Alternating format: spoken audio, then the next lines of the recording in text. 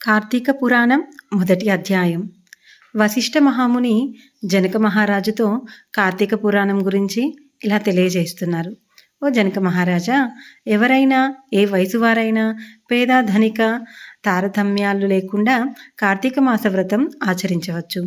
సూర్యభగవానుడు తులారాశిలో ఉండగా వేకువజామున నిద్రలేచి కాలకృత్యాలు తీర్చుకొని స్నానమాచరించి దాన ధర్మాలు దేవతా పూజలు చేసినట్లయితే దానివల్ల అనన్యమైన పుణ్య ఫలితాన్ని పొందగలరు. కార్తీక మాసం ప్రారంభం నుంచి ఇలా చేస్తూ విష్ణు సహస్రనామార్చన, శివలింగార్చన ఆచరిస్తూ ఉండాలి. ముందుగా కార్తీక మాసానికి అధిదేవత అయిన దామోదరుడికి నమస్కారం చేయాలి.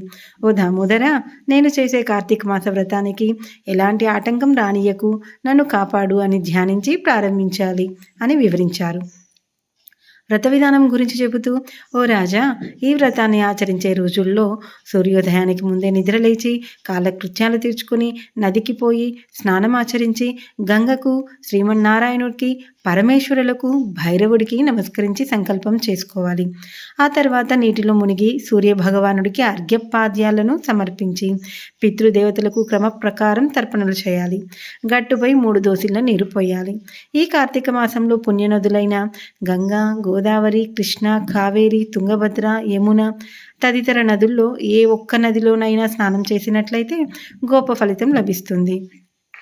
తడిబట్టలు వీడ్చి మడిబట్టలు కట్టుకొని శ్రీ మహావిష్ణువుకు ఇష్టమైన పూలను తానే స్వయంగా కోసి తీసుకొచ్చి నిత్య ధూపదీప నైవేద్యాలతో భగవంతునికి పూజ చేయాలి. గంధము తీసి భగవంతునికి సమర్పించి ఆ గంధాన్నే తాను బొట్టుగా పెట్టుకోవాలి. ఆ తర్వాత అతిథిని పూజించి వారికి ప్రసాదం పెట్టి తన ఇంట ప్రసాదాన్ని తయారు చేసి తన ఇంటి చుట్టుపక్క వారికి ప్రసాదాన్ని పంచిపెట్టాలి. దేవాలయంలో కానీ, రావి చెట్టు మొదటన కానీ, ఇంటిలో కానీ కార్తీక పురాణం చదవాలి. ఆ సాయంకాలం సంధ్యావందనం చేసి శివాలయంలో కానీ, విష్ణు ఆలయంలో కానీ, తులసి కోట వద్ద కానీ దీపారాధన చేసి శక్తిని బట్టి నైవేద్యం తయారు చేసి స్వామికి నివేదించాలి. అందరికీ పంచి తాను భుజించాలి. తర్వాతి రోజు మృష్టాన్నంతో భూత తృప్తి చేయాలి. ఈ విధంగా వ్రతం చేసిన మహిళలు, మగవారు గత జన్మలో చేసిన పాపాలు, ప్రస్తుత జన్మలో చేసిన పాపాలను పోగొట్టుకొని మోక్షాన్ని పొందుతారు. ఈ వ్రతం చేయడానికి అవకాశం లేనివారు, వీలు పడనివారు వ్రతాన్ని చూసినా, వ్రతం చేసిన వారికి నమస్కరించినా వారికి కూడా సమాన ఫలితం వస్తుంది.